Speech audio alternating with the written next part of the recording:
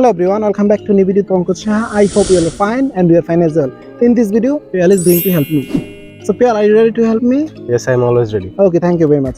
Let's get started. যখন আপনি কারো কোনো কোশ্চেন না বুঝবেন অথবা কারো কোনো কথা না বুঝবেন, আপনি কিভাবে ইংরেজিতে বলবেন সেটা, ঠিক আছে? আজকে এই ভিডিওটাতে আমরা সেটাই দেখাতে যাচ্ছি।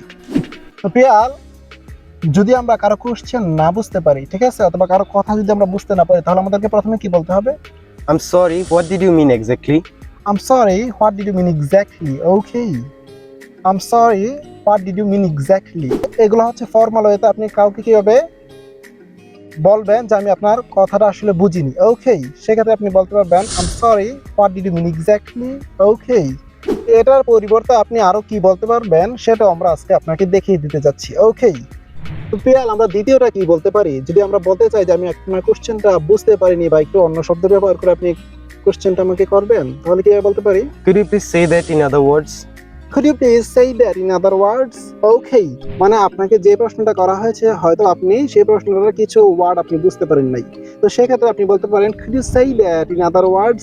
Okay, সেক্ষেত্রে আপনাকে এক্সামিনার অন্য কিছু শব্দ অথবা সহজ কোনো শব্দ ব্যবহার করে এটা বলবে। তো পিয়াল, আমরা যদি বলতে চাই আসলে আমি বুঝতে পারছি না আপনি কি বোঝাতে চাচ্ছেন, ঠিক আছে, তো সেই ক্ষেত্রে আমরা কিভাবে ইংরেজিটা করব? I'm afraid I'm not sure what you mean exactly. I'm afraid I'm not sure what you mean exactly. Okay, তো আপনি যদি বলতে চান যে আমি আসলে দুঃখিত, আমি বুঝতে পারতেছি না আসলে আপনি কি বোঝাতে চাচ্ছেন, তো সেক্ষেত্রে আপনি ইংরেজিটা বলতে পারেন I'm afraid I'm not sure what you mean exactly. Okay, keep watching our videos to learn more. Okay, তো পিয়াল, নাম্বার 4 এ আমরা কি বলতে পারি? Could you please rephrase the question? Could you please rephrase the question?